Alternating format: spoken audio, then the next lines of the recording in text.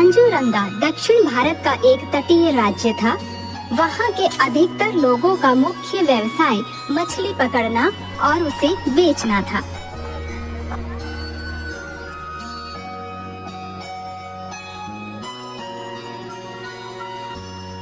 एक परिवार जिसमें माँ, पिताजी और एक बेटा जिसका नाम बिस्वा था रहते थे।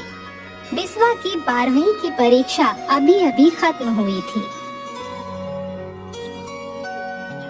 बिस्वा, वे सुन बेटा,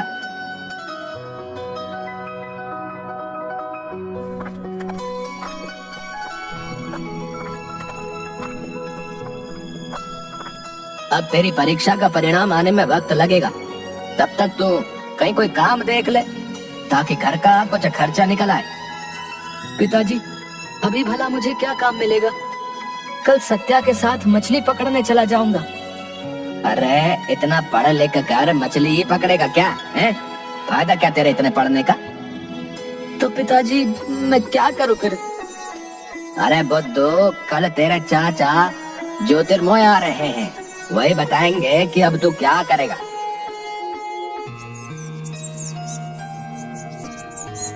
अगले दिन शहर से बिस्वा के चाचा जी आ गए।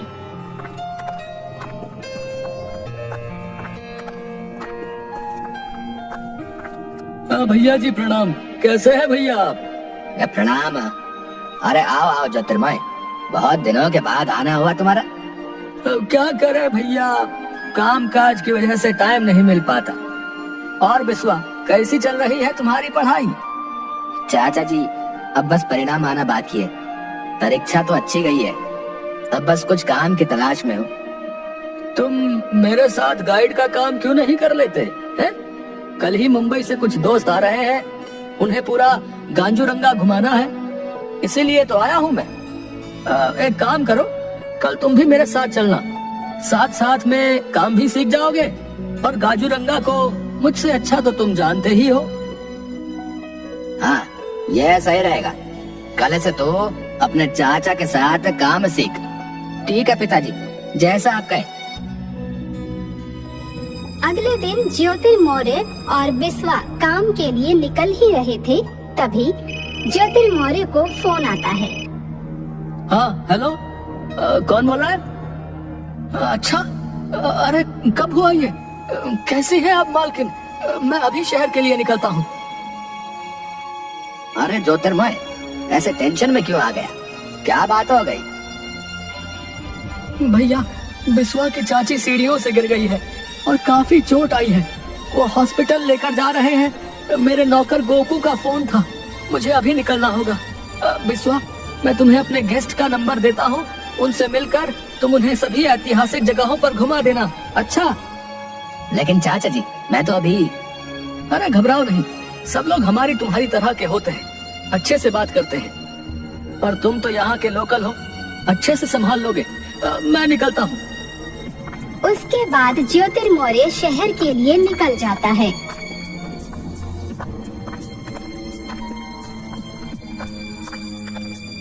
और थोड़ी देर बाद एक गाड़ी घर के सामने आकर रुकती है। उसमें से एक आदमी उतरकर, अरे श्रीमान, मेरा नाम जिगर लोखंडे है। हमें ज्योतिर्मय जो गाइड का काम करते हैं उनसे मिलना है। जी सर, आप सही जगह पर हैं। आज चाचा की जगह मैं आपको कांजूरंगा घुमाऊंगा सर। चाचा जी को किसी जरूरी काम से शहर जाना पड़ा। अच्छा, अब कोई बात नहीं, चलो आओ गाड़ी में बैठो, तो आज का काम शुरू करते हैं। बिस्वा उनके साथ गाड़ी में बैठकर वहाँ से निकल जाते हैं।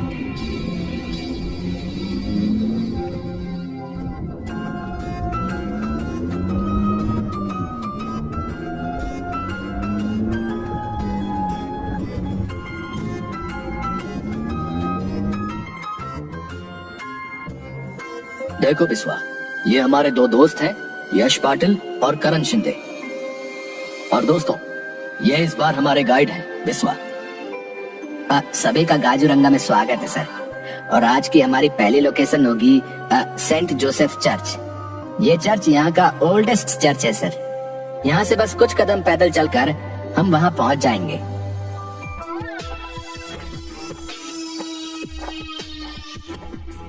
सभी लोग पैदल चर्च तक पहुंचते हैं और चर्च को अच्छे से देखकर वहां फोटोग्राफी करते हैं।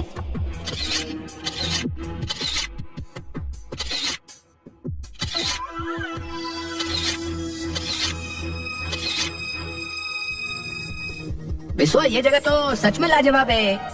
अब हम इसके बाद कहाँ जा रहे हैं?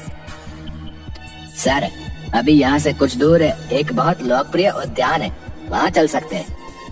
अरे हम पार्क घूमने थोड़े आए हैं, कुछ और दिखाओ जिसमें रोंगटे खड़े हो जाए, यादगार हो हमेशा के लिए। सर, ऐसी एक जगह तो है, लेकिन वहाँ कोई नहीं जाता सर। 2004 की सुनामी के बाद तो बिल्कुल नहीं। समुद्र तट से बिल्कुल सटी हुई करिकट्टू कोपम सुरंग, लेकिन वहाँ ना जाए तो ही अच्छा रहेगा सर। ये की ना तुमने मजेदार बात भाई, है? ऐसा कुछ ही तो मैं ढूंढ रहा था। चलो यारो, वही चलते हैं यार, चलो। भाई, मेरा नाम जिगर लोखंडे जरूर है, लेकिन जिगर नाम मात्र ही है मुझ में। मैं तो ऐसी खतरनाक जगह नहीं जाने वाला। अरे भाई, कहीं और चल देते हैं ना। इसीलिए तो तुम लोगों के साथ नहीं आना चाह रहा था मैं। मुझे पता था तुम दोनों फट्टू हो। ये फट्टू किसको बोला रे तू? है फट्टू किसको बोला? तुम दोनों को और किसको बोलूंगा? एक सुरंग में जाने से हालत पतली हो गई। क्या खाक वर्ल्ड ट्रेवल करोगे तुम लोग? अच्छा भाई, अच्छा, ठीक है ठीक है। चलो भाई चलो, ले चलो हमें सुरंग में। सब लोग साथ रहेंगे तो कुछ नहीं होगा, ठीक है?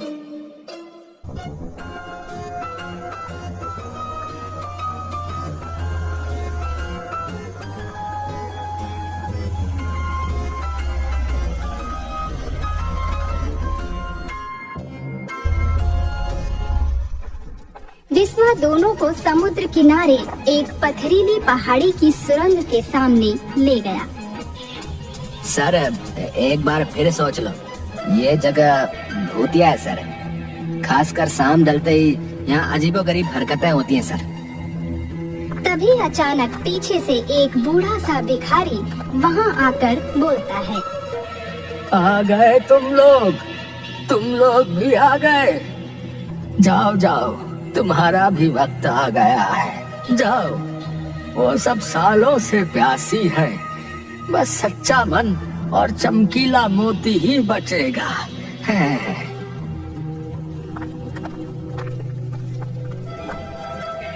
कौन था ये और ऐसी अजीब बातें क्यों कर रहा था भाई? मैंने भी इसे पहली बार देखा है सर, लेकिन ऐसे 2-4 पागल और हैं जो ऐसे ही मन में जो आए बड़बड़ाते रहते। चलो यार, अब समय बर्बाद मत करो। अब आप लोग अंदर जाइए, मैं आपका यहीं इंतजार करूंगा। अरे ऐसे कैसे गाइड हो तुम? है? तुम्हें हमारे साथ अंदर जाना होगा, तभी पूरी पेमेंट करेंगे, याद रखना। अयो, अगर मैं इनके साथ नहीं गया तो चाचा जी का बहुत नुकसान हो जाएगा। क्या करूं? डर भी लग रहा है। विश्वा न चाहते हुए भी उनके साथ सुरंग में प्रवेश कर जाता है। सुरंग अंदर से सदियों पुराने पत्थरों से बनी थी और सब तरफ जाले और पक्षियों के बसेरे थे। ज्यादा अंधेरा होने की वजह से कुछ दिखाई नहीं दे रहा था। तभी अचानक से यश बोलता है, अरे करण, तू अपनी टॉर्च निकालना रे, यार बहुत अंधेरा हो रहा है। करण जैसे ही बैग से टॉर्च निकालने लगता है, उसके बैग से टॉर्च की जगह किसी का कटा हुआ हाथ आता है, जिसे देखकर सब डर जाते हैं और चिल्लाने लगते हैं। ये कैसे हुआ? मैंने तो बैग में सामान रखा था, ये कहाँ से आया?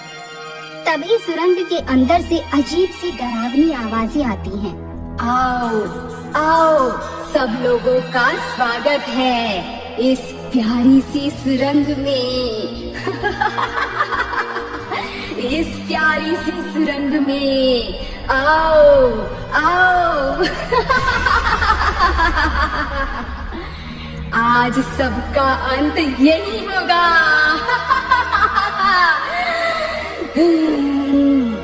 सब लोग डर के मारे कांपने लगते हैं। ये जमाइला, हम लोग अब इस सुरंग में फंस गए। सभी बाहर की तरफ भाग रहे।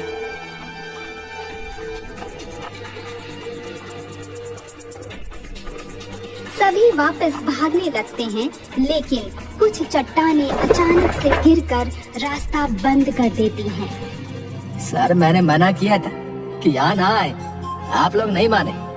अब पता नहीं क्या होगा। ये सुनामी में मरी हुई आत्माएं ये हमें नहीं छोड़ेंगी सर। तभी सब तरफ छोटे छोटे मांस के टुकड़े सुरंग से गिरने लगते हैं और सब चिल्लाने लगते हैं, बचाओ बचाओ बचाओ, कोई है बचाओ। तभी यश धीरे धीरे पीछे हट रहा होता है।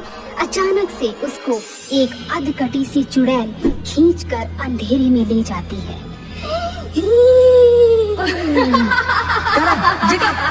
बचाओ! मुझे लगता है अब हम में से कोई नहीं बच पाएगा। हमारा एक दोस्त तो चला गया। यश की मौत का जिम्मेदार मैं ही हूँ। अब क्या करें? सर अभी हमें बाहर निकलने का रास्ता खोजना होगा। इस तरफ आओ सभी। चलते चलते थोड़ी देर बाद अचानक गुफा के ऊपर से एक लाश आगे गिरती है, जिसकी आधी गर्दन खून से लथपथ थी। उसे देखकर सब घबरा जाते हैं और चिल्लाने लगते हैं, नहीं, मेरा प्यारा दोस्त यश। सर जल्दी चलो, पता नहीं और क्या हो जाएगा।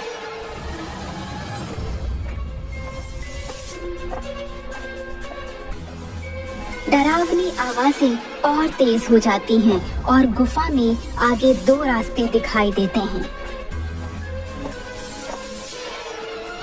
अब हमें कहाँ जाना चाहिए? मुझे तो कुछ समझ नहीं आ रहा, क्या करें? तभी थोड़ा आगे जाकर जिगर देखता है कि गुफा के रास्ते में थोड़ी सी रोशनी आ रही है। इस रास्ते से बाहर जा सकते हैं शायद, लेकिन एक वक्त में बस एक ही आदमी घुस पाएगा। पहले मैं जाता हूँ। करण उसकी बात मान लेता है। जिगर जैसे ही उस रास्ते में घुसता है, उसको कोई अदृश्य शक्ति अंदर खींच ले जाती है, जिसे देखकर बिस्वा और करण डर जाते हैं। बिस्वा, अब हम दोनों को भी ये सुरंग निकल जाएगी। हम लोग क्या करें? बिल्कुल समझ नहीं आ रहा है। सर हमें हौसले से काम लेना चाहिए। अब शांत हो जाइए और थोड़ा आराम से सोचिए। तभी बिस्वा को उस भिखारी की बात याद आती है कि बस सच्चा मन और चमकीला मोती ही बचेगा। इसका कुछ तो कनेक्शन होगा। सर आप अपने आसपास कोई चमकीला पत्थर ढूंढिए। क्यों, क्या हुआ? चमकीला पत्थर, क्या करोगे उसका? सर वो मैं बाद में बताएगा, आप पहले ढूंढिए। दोनों गुफा में इधर उधर पत्थर ढूंढने लगते हैं।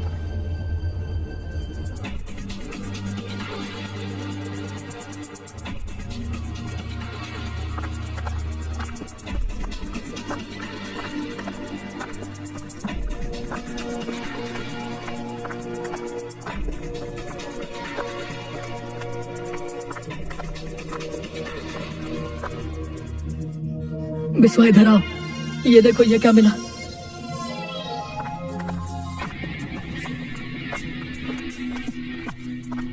करण के हाथों में एक चमकीला सा पत्थर होता है। हे भगवान, तेरा लाख लाख शुक्र है, लेकिन अब इस पत्थर से बाहर कैसे जाएंगे? क्या सोच रहे हो? अब हमें करना क्या है इस पत्थर का? सर उस भिखारी ने कहा था कि बस सच्चा मन और चमकीला मोती ही बचेगा। चमकीला पत्थर तो मिल गया, लेकिन सच्चा मन नहीं समझा। करण सुरंग की पहेली समझ गया और उसने चमकीला पत्थर बिस्वा के हाथ में रखते हुए कहा, अलविदा दोस्त। तभी एक बहुत तेज रोशनी के साथ दोनों करण और बिस्वा गुफा के बाहर गिरते हैं। उनके हाथ में वो चमत्कारी पत्थर भी था। ये पत्थर मेरे हाथ में आते ही हम लोग सुरंग से बाहर कैसे आ गए? क्योंकि आज तुम्हारी वजह से मेरी जान बच पाई दोस्त। तुम्हारा मन सच्चा और साफ है, इसलिए पत्थर तुम्हारे हाथ में आते ही हम लोग सुरंग से बाहर आ पाए। अगर पत्थर तुम उठाते तो मैं भी अपने दोस्तों की तरह मारा जाता। उसके बाद दोनों भगवान का शुक्रिया करते हैं और वापस चले जाते हैं। दोस्तों, धैर्य, हौसला और बुद्धिमत्ता से हम लोग बड़ी से बड़ी मुश्किलों से भी निजात पा सकते हैं।